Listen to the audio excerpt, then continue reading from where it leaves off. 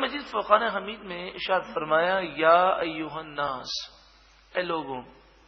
مفسرین فرماتے ہیں کہ اس سے پہلے مومنین کا ذکر ہے، پھر کافروں کا ذکر ہے، پھر منافقوں کا ذکر ہے.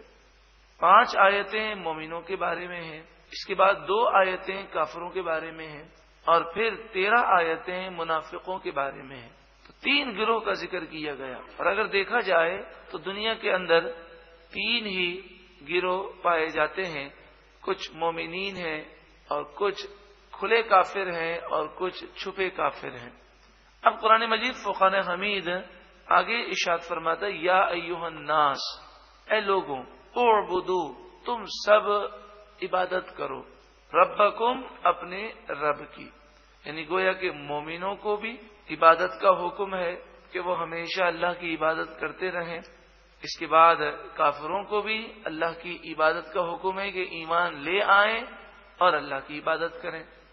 منافقوں کو بھی اللہ کی عبادت کا حکم ہے اس طرح کہ وہ توبہ کر لیں، ایمان پختہ کر لیں، اپنا ایمان صحیح کر لیں اور پھر وہ اللہ تعالی کی عبادت کریں. اے لوگوں، عبادت کرو، ربکم، اپنے رب کی، الذی خلقکم، وہ رب جس نے تمہیں پیدا کیا، والذین من قبلکم، اور تم سے پہلوں کو پیدا کیا. کتنا پیارا انداز ہے کہ عبادت کرو. اگر وہ رب نے کوئی احسان نہ بھی کیا ہوتا تب بھی عبادت اسی کی کرنی چاہیے، مگر یہاں فرمایا جا رہا ہے کہ اس رب نے تم پر اتنے احسانات کیے کہ ہر لمحے کروڑ ہا کروڑ نعمتوں میں تم پل رہے ہو. کبھی ہم نے غور کیا کہ سر سے لے کر پاؤں تک ہمارا جو نظام ہے، اس نظام میں اللہ تعالی کی کروڑ ہاں نعمتیں ہیں. شیخ سعدی علیہ رحمہ فرماتے ہیں سانس اندر جاتا ہے یہ اللہ کی نعمت ہے، سانس باہر نکلتا ہے یہ اللہ کی نعمت ہے. سانس اندر نہ جائے تو انسان ہلاک ہو جائے، سانس اگر باہر نہ نکلے تو انسان ہلاک ہو جائے. تو فرمائے شیخ سعدی علیہ رحمہ فرماتے ہیں اگر تو ساری زندگی اللہ کا شکر الحمدللہ پڑھتا بھی رہے، جب تو ایک دفعہ کہے گا یا اللہ تیرا شکر ہے تو 2 مرتبہ تیرا سانس اندر آ کر باہر نکل چکا ہوگا. یعنی ایک دفعہ اندر آنے کی نعمت، ایک دفعہ باہر نکلنے کی نعمت. تو فرمایا جب تو ایک دفعہ اللہ کا شکر ادا کرے گا تو اس وقت 2 نعمتیں جمع ہو جاتی ہیں. یہ تو صرف سانس کی نعمت کا ذکر ہے. ہم کھانا کھاتے ہیں تو ہم کیا سمجھتے ہیں کھانا ایسے ہی ہضم ہو جاتا ہے. کتنی نعمتیں ہیں، ایک پورا نظام ہے کھانے کا، اور اس کو اگر آپ پڑھیں تو دیکھیں اللہ تبارک و تعالی نے کتنی نعمتیں عطا فرمائی. ہم دیکھتے ہیں تو دیکھنے میں جسم کے کتنے اعضاء جو ہے استعمال ہوتے ہیں. صرف یہ ہاتھ اگر اٹھایا جاتا ہے تو پورا جسم اس کے اندر معاون اور مددگار ثابت ہوتا ہے. اور یہ تو باتیں ہوئی نعمتوں کی. صرف یہ سوچ لیں کہ ہمیں پیدا بھی اللہ رب العالمین نے کیا ہے. ارشاد فرمایا کہ اے لوگوں، عبادت کرو اپنے رب کی، الذی خلقکم، جس نے تمہیں پیدا کیا، والذین من قبلکم، اور تم سے پہلوں کو بھی پیدا کیا، لعلکم تتقون، یہ عبادت اس لیے کرو کہ تم پرہیزگار بن جاؤ. پتہ چلا کہ عبادت کرنے کی برکت سے بندے میں اللہ کا خوف پیدا ہوتا ہے. اسی لیے آپ دیکھیں کہ اللہ کے نیک بندوں میں خوف زیادہ ہے. صحابہ کرام کے واقعات دیکھیں، اولیاء کرام کے واقعات دیکھیں تو ان میں اللہ تعالیٰ کا خوف زیادہ ہمیں محسوس ہوتا ہے. اور جتنا انسان گناہوں میں پڑا ہوا ہے اتنا ہی وہ بے خوف اور نڈر ہوتا ہے. حضرت امام اعظم ابو حنیفہ رضی اللہ تعالیٰ عنہ خوف خدا میں پوری رات روتے ہیں. یہ خوف اس بات پر رہنمائی کرتا ہے کہ جتنی عبادت زیادہ ہوگی اتنا ہی اللہ تعالیٰ کی محبت، اللہ تعالیٰ کا خوف اور خشیت زیادہ پیدا ہو. الذی، اب اللہ تعالیٰ کی نعمتوں کا ذکر ہے. الذی جعل لکم الارض فراشا، وہ رب جس نے تمہارے لیے زمین کو بچھونا بنا دیا جس پر تم چلتے ہو. والسماء بناء، اور آسمان کو عمارت بنا دیا. وانزل من السماء ماء، اور آسمان سے پانی کو اتارا. کسی کی طاقت ہے کہ رب العالمین پانی بند کر دے تو وہ بارش کو نازل کر سکے؟ فَأَخْرَجَ بِهِ مِنَ الثَّمَرَاتِ رِزْقًا لَكُمْ، تو اس پانی کے ذریعے کچھ تمہارے کھانے کے لیے پھل، اناج اور غلہ پیدا کیا۔ جب رب العالمین ہی سب کچھ کرنے والا ہے، فَلَا تَجْعَلُوا لِلَّهِ أَنْدَادًا وَأَنْتُمْ تَعْلَمُونَ، تو تم جان بوجھ کر اللہ کے برابر والے نہ ٹھہراؤ، یعنی اللہ کے سوا کسی اور کی پوجا نہ کرو۔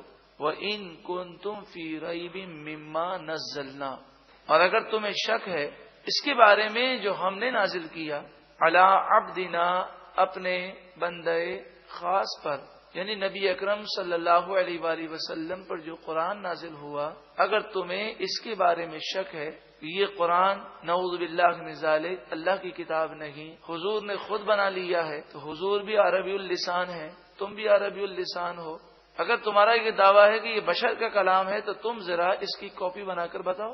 وَإِن كُنتُمْ فِي رَيْبٍ مِّمَّا نَزَّلْنَا عَلَىٰ عَبْدِنَا، اور اگر تمہیں اس کے بارے میں شک ہے، اس کلام کے بارے میں جو کلام ہم نے اپنے بندے پر نازل کیا، فَأْتُوا بِسُورَةٍ مِّن مِّثْلِهِ، تم اس جیسی ایک صورت بنا کر دکھا دو، اور صرف اکیلے نہیں، تمہارا تو دعویٰ یہ ہے نا کہ حضور نے اکیلے یہ پورا قرآن بنایا ہے، ہم تمہیں یہ چیلنج کرتے ہیں کہ تم پورا قرآن نہیں، صرف ایک صورت، اور اکیلے نہیں، وَادْعُوا شُهَدَاءَكُم مِّن دُونِ اللَّهِ، اللہ کے علاوہ تمہارے جتنے مددگار ہوں ان سب کو بلا لاؤ، اور سب مل کر کوشش کرو، ان کنتم صادقین، اگر تم سچے ہو اپنے دعوے میں تو ایک سورت کی مثل بنا کر دکھاؤ۔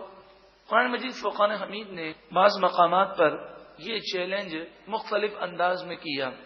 مفسرین فرماتے ہیں کہ سورۃ الاسراء کی آیت نمبر 88 میں جو چیلنج کیا گیا وہ سب سے پہلا چیلنج ہے۔ سورۃ الاسراء سورہ بنی اسرائیل کی آیت نمبر 88 میں جو چیلنج کیا گیا وہ پہلا چیلنج ہے، جس میں فرمایا گیا ان یاتوا بمثل ھذا القرآن، یعنی اس پورے قرآن کی کاپی اور اس کا مثل بنانے کا چیلنج کیا گیا کہ بنا کر دکھاؤ۔ کفار اس سے عاجز آئے، تو سورہ ہود آیت نمبر 13 میں 10 صورتوں کا چیلنج کیا گیا، فَأْتُوا بِعَشْرِ سُوَرٍ مِثْلِهِ، تم اس جیسی 10 صورتیں بنا کر دکھا دو۔ کافر عاجز آ گئے، وہ نہ بنا سکے۔ سورہ یونس آیت نمبر 38 میں اور سورہ بقرہ آیت نمبر 23 میں ایک صورت لانے کا چیلنج کیا گیا، وہ ایک صورت بھی نہ بنا سکے۔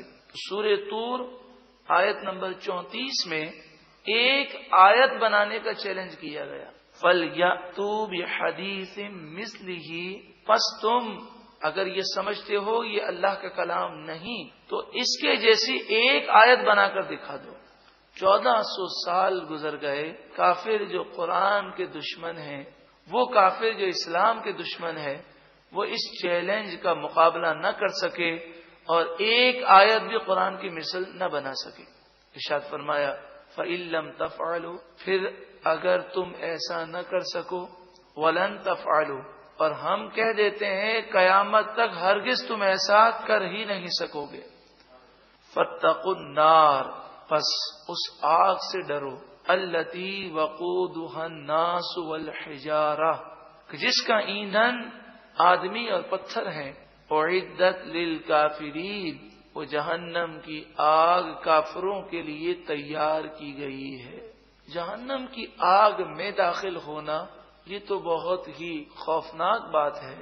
جہنم کی سختی کا اندازہ اس سے لگائیے، حضرت جبریل امین عرض کرتے ہیں یا رسول اللہ صلی اللہ علیہ وسلم، جہنم اس قدر ہولناک ہے کہ اگر سوئی کی نوک کے برابر جہنم کی آگ کھول دی جائے تو فرمایا پوری دنیا کی ساری مخلوق ہلاک ہو جائے اور پہاڑ پگھل جائیں، تو آپ سوچیں اس جہنم میں اگر کوئی ایک لمحے کے لیے بھی گیا تو اس کا کیا حشر ہوگا۔ تو کئی ایسے مسلمان ہوں گے جن کے ایمان گناہوں کی وجہ سے برباد ہو جائیں گے، تو وہ جہنم میں ہمیشہ جلیں گے۔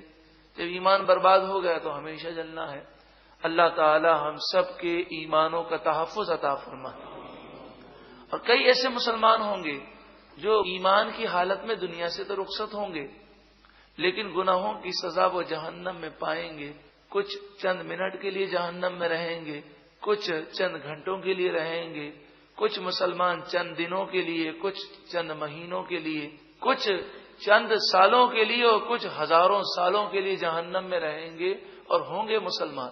پھر جہنم کی سزا پا کر وہ جنت میں جائیں گے. تو دیکھیے گناہ کرنے میں دونوں طرح سے نقصان ہے. اگر گناہ کرنے کی وجہ سے اللہ ناراض ہو گیا اور ایمان برباد ہو گیا تو ہمیشہ جہنم میں جلنا ہے، اور اگر ایمان برباد نہ ہوا، ایمان کی سلامتی تو نصیب ہو گئی، مگر گناہوں کی وجہ سے اگر جہنم میں جانا پڑ گیا تو بتائیے کیا کریں گے. اللہ تعالی جہنم کی آگ سے محفوظ فرمائے. وبشر، ارے محبوب آپ خوشخبری سنائیے، الذین آمنوا وعملوا الصالحات، ان لوگوں کو خوشخبری سنائیے جو ایمان لائے اور اچھے عمل کیے. ایمان کا بھی ذکر ہے اور اچھے عمل کا بھی ذکر ہے. جو ایمان لائے اور پھر اچھے عمل بھی کرے اسے آپ خوشخبری سنا دیجئے. ان لہم جنات، ان لوگوں کے لیے جنتیں ہیں، باغات ہیں، ایسی جنتیں نہ کسی عام آنکھ نے اسے دیکھا، نہ تصور گزرا، نہ ان نعمتوں کا سنا. جو نعمتیں بیان کی جاتی ہیں وہ سمجھانے کے لیے ہیں، اس کی حقیقت کو ہم بیان نہیں کر سکتے. بس اتنا سمجھ لیں کہ جنت میں ہر قسم کی راحت ہے، ہر قسم کی چاہت ہے، ہر قسم کا سکون ہے، ہر قسم کی نعمتیں ہیں. اس سے کبھی نکلنا نہیں، کبھی فنا ہونا نہیں، کبھی کوئی ٹینشن نہیں، کبھی کوئی فکر نہیں، کبھی کوئی پریشانی نہیں. دنیا کا کوئی کتنا ہی کروڑ پتی آدمی ہو، دنیا کا کوئی بادشاہ ہی ہو، لیکن وہ یہ دعویٰ نہیں کر سکتا کہ میری پوری زندگی میں کبھی کوئی مجھے فکر نہیں آئی، کبھی مجھے کوئی غم نہیں آیا، کبھی کوئی مجھے پریشانی نہیں آئی. لیکن جنت وہ مقام ہے جس میں کسی قسم کا کوئی غم نہیں، کوئی پریشانی نہیں. اللہ تعالیٰ وہ جنتیں اپنے محبوب کے صدقے میں ہمیں بھی عطا فرمائے. حضور اقدس صلی اللہ علیہ وآلہ وسلم نے فرمایا جب بھی جنت مانگو تو جنت الفردوس کا سوال کیا کرو. اللہ تعالیٰ جنت الفردوس میں اپنے محبوب کا پڑوس عطا فرمائے. تجری من تحتها الانہار، جن کے نیچے نہریں رواں دواں ہیں، جن کے نیچے نہریں بہتی ہیں. مفسرین نے فرمایا نہریں بہیں گی بھی، لیکن نہروں کا ذکر کر کر ایک خوشگوار ماحول کی طرف اشارہ ہے. ذرا آپ اس ماحول کا تصور کریں کہ آپ کسی پرفضا مقام پر موجود ہیں اور نیچے نہریں بہ رہی ہیں اور سکون سے بیٹھے ہیں، تو وہ تصور کتنا خوشگوار ہے. تو تجریب من تحتها الانہار سے یہ بھی مراد ہے کہ نہریں بہیں گی، اور اس سے یہ بھی معلوم ہوتا ہے کہ وہ ماحول کتنا ہی پیارا ہوگا. کوئی باغ، کوئی تفریحی مقام جنت کے ایک ذرے کا بھی مقابلہ نہیں کر سکتا.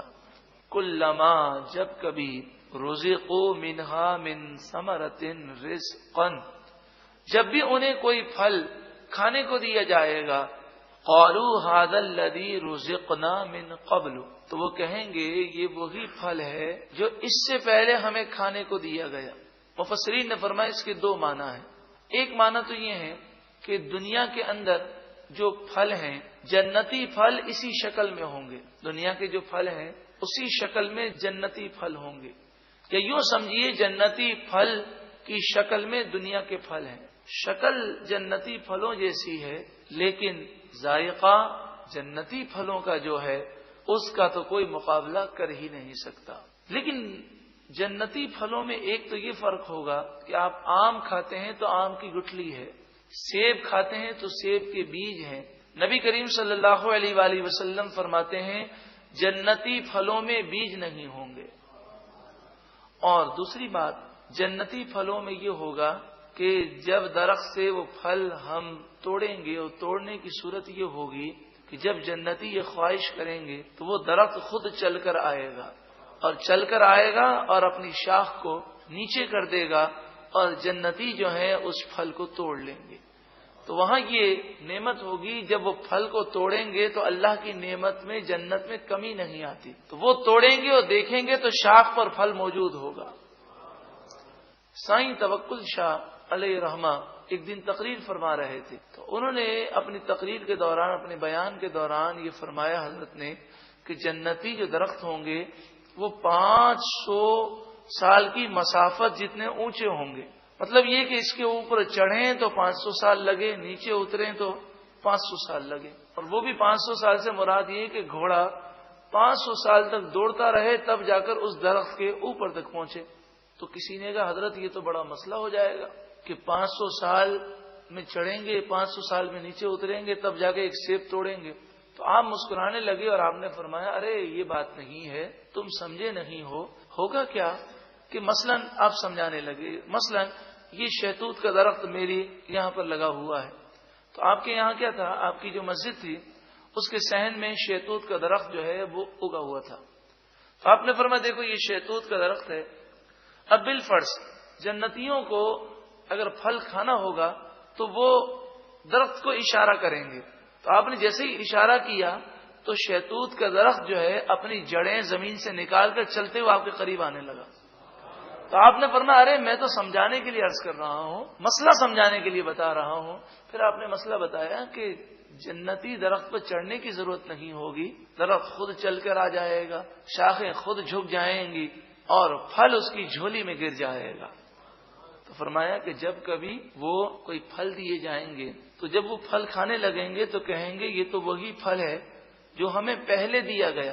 اس سے ایک مراد یہ ہے کہ جنتی پھلوں کی شکل اور دنیاوی پھلوں کی شکل ملتی جلتی ہوگی، مگر ذائقے میں اور ٹیسٹ میں بہت بڑا فرق ہوگا، زمین و آسمان سے بھی زیادہ بڑا فرق. اور دوسرا مفسرین فرماتے ہیں اس کے معنی یہ ہے کہ جنت میں جب وہ ایک پھل کھائیں گے، ایک دفعہ سیب کھائیں گے، تو جب دوسرا سیب کھائیں گے تو وہ دیکھنے میں لگے گا کہ یہ وہی سیب ہے، لیکن جب کھائیں گے تو ایک سیب کا ذائقہ دوسرے سیب سے مزید دل کو لبانے والا اور دل کو خوش کرنے والا ہوگا. یعنی عام طور پر یہ ہوتا ہے کہ جب ہم کوئی پھل کھاتے ہیں تو جیسے جیسے پیٹ بھرتا جاتا ہے ذائقے میں کمی آتی ہے. جنتی پھل کی یہ تاثیر ہے کہ جیسے جیسے کھائیں گے ذائقہ بڑھتا جائے گا. ارشاد فرمایا وہ اتو بھی متشابہن، وہ حقیقت میں صورتاً ملتے جلتے پھل دیے گئے ہیں، ایک جیسے پھل نہیں ہیں، شکل و صورت میں ملتے جلتے ہیں. وَلَهُمْ فِيهَا أَزْوَاجٌ مُطَهَّرَةٌ، اور ان کے لیے ان باغوں میں پاک ستھری بیویاں ہوں گی. وَهُمْ فِيهَا خَالِدُونَ، اور وہ اس میں ہمیشہ رہنے والے ہیں. قرآن مجید فرقان حمید میں اللہ رب العالمین نے کئی مثالوں کو بیان کیا. مثلا سورۃ العنکبوت، اس سورت کا نام عنکبوت ہے، عنکبوت مکڑی کو کہتے ہیں. سورۃ العنکبوت آیت نمبر 41 میں مکڑی اور مکڑی کے جالے کا ذکر ہے. سورۃ الحج آیت نمبر 73 میں مکھی کا ذکر ہے. اور پچھلے رکوع میں منافقین کے لیے 2 مثالیں بیان ہوئی کہ جیسے کوئی آگ روشن کرتا ہے یا تیز بارش کی مثال دی گئی. تو بات دراصل یہ ہے کہ جب یہ مثالیں بیان کی گئیں تو کافروں نے یہ اعتراض کیا اور وہ کہنے لگے اگر یہ اللہ کا کلام ہے تو پھر اللہ تو بلند و بالا ہے، وہ چھوٹی چھوٹی مثالیں کیوں بیان فرماتا ہے؟ تو اس کا جواب قرآن مجید فرقان حمید نے یہ دیا کہ مثال سمجھانے کے لیے ہوتی ہے اور مثال بیان کی جاتی ہے جو سامنے والا ہے اس کو سمجھانے کے لیے اور اس کے ذہن کے مطابق. چھوٹی مثال سے بات جلدی سمجھ میں آ جاتی ہے اور جتنی مثال چھوٹی ہو اور بڑی بات سمجھا دی جائے یہ تو بہت بڑا کمال ہے. قرآن مجید فرقان حمید نے اس طرح ارشاد فرمایا ان اللہ لا یستحیی ان یضرب مثلا ما بعودۃ فما فوقها، بے شک اللہ تعالی مثال بیان کرنے سے حیا نہیں فرماتا، چاہے وہ مثال مچھر کی ہو یا اس سے بھی کمتر مثال ہو، کیونکہ مثال سمجھانے کے لیے ہے اور مخاطب جس سے بات کی جا رہی ہے اس کی عقل کے مطابق چھوٹی مثال سے اسے بات جلدی سمجھ میں آ جاتی ہے. تو چھوٹی مثال بیان کرنا کوئی ایسی ویسی بات نہیں بلکہ یہ تو بہت عظیم الشان انداز ہے. فرمائے یہ اعتراضات کرنا مومنوں کا تو شیوا ہے ہی نہیں، جو اللہ کے نیک بندے ہیں۔ فَأَمَّا الَّذِينَ آمَنُوا، پس بہرحال جو ایمان لائے ہیں اللہ پر، فَيَعْلَمُونَ أَنَّهُ الْحَقُّ، پس وہ جانتے ہیں أَنَّهُ الْحَقُّ، بے شک وہ حق ہے، مِن رَبِّهِمْ، ان کے رب کی طرف سے۔ وَأَمَّا الَّذِينَ كَفَرُوا، اور بہرحال جو کافر ہیں، فَيَقُولُونَ، پس وہ کہتے ہیں، ماذا اراد اللہ بہذا مثلا، اللہ تعالی نے اس مثال کو بیان کر کے کیا ارادہ فرمایا، یہ مثالیں کیوں بیان فرمائی؟ فرمایا یضل بہ کثیرا، کافروں کو جواب دیا گیا رب العالمین نے یہ مثالیں آزمائش کے لیے بیان کی۔ یضل بہ کثیرا، بہت سارے ان مثالوں کو سن کر، قرآن پڑھ کر گمراہ ہو جاتے ہیں۔ وَيَهْدِي بِهِ كَثِيرًا، اور بہت سارے قرآن پڑھ کر ہدایت پا جاتے ہیں۔ تو قرآن پڑھ کر ہدایت ہر ایک نہیں پاتا جس پر اللہ کا فضل ہوتا ہے۔ رب العالمین ہم پر بھی اپنا فضل فرمائے اور قرآن کے نور سے ہمیں منور فرمائے۔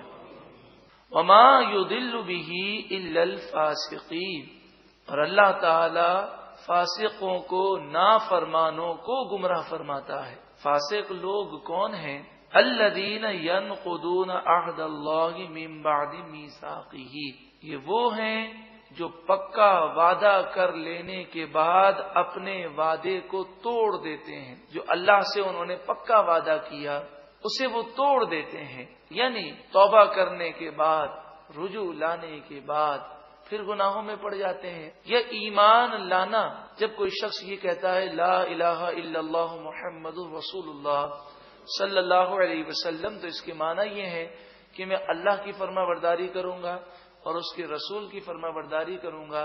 اب نافرمانی کرنا گویا کہ اللہ اور اس کے رسول سے کیے ہوئے عہد کو توڑنا ہے۔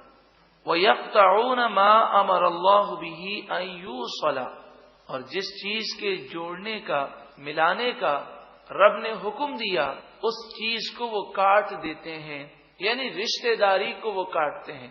بغیر شرعی مجبوری کے رشتہ داری کو کاٹنا یہ حرام ہے۔ وَيُفْسِدُونَ فِي الْأَرْضِ، اور وہ زمین میں فساد پھیلاتے ہیں۔ أُولَئِكَ هُمُ الْخَاسِرُونَ، یہی لوگ نقصان اٹھانے والے ہیں۔ اس آیت میں فاسقوں کا ذکر ہے۔ ہمیں قرآن پر عمل کرنا ہے تو ساتھ میں ہم نیت بھی کرتے جائیں تاکہ ہمیں نیت کرنے کا ثواب بھی ملتا جائے۔ پہلی بات، اللہ اور اس کے رسول کی نافرمانی کرنا، یہ اللہ اور اس کے رسول سے کیے ہوئے عہد کو توڑنا ہے۔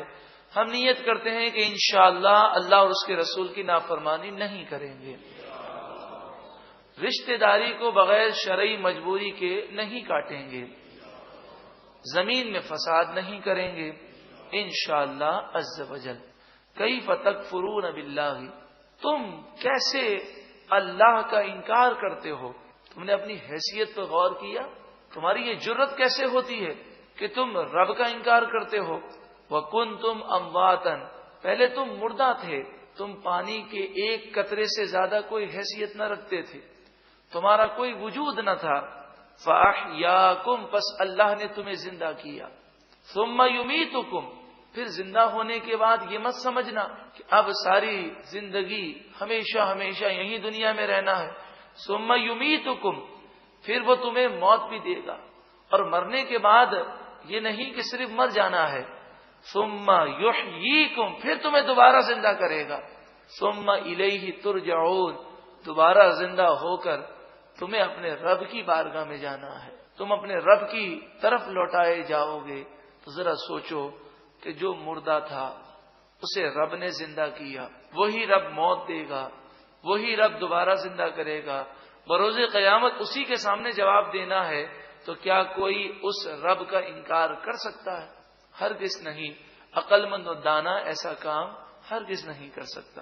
هو الذی، وہی ہے رب جس نے خلق لکم، تمہارے لیے پیدا کیا، ما فی الارض جمیعا، جو کچھ زمین میں ہے۔ مفسرین یہاں پر بڑی پیاری بات ارشاد فرماتے ہیں، خلق لکم ما فی الارض جمیعا، جو کچھ زمین میں اللہ تعالی نے بنایا وہ تمہارے لیے پیدا کیا۔ فرمایا اللہ تبارک و تعالی نے انسان کو طاقت عطا فرمائی. بظاہر دیکھا جائے تو انسان ہاتھی سے بھی کمزور ہے، گھوڑے سے بھی کمزور ہے، اونٹ سے بھی کمزور ہے، شیر سے بھی کمزور ہے، لیکن اللہ تعالیٰ نے اسے وہ عقل کی طاقت عطا فرمائی جس سے وہ ان تمام جانوروں پر قابو پا سکتا ہے. تو بڑے سے بڑا سائنسدان ہو اور وہ کتنا ہی بڑا کمال کر لے، اسے پیدا کس نے کیا؟ اللہ نے. اسے عقل کس نے دی؟ اللہ نے دی. تو پھر اللہ ہی کا شکر ادا کرنا چاہیے. ثم استوى، پھر توجہ فرمائی الی السماء، آسمان کی طرف. فسواہن 7 سماوات، پھر آسمان کو 7 آسمان ٹھیک ٹھیک بنا دیے.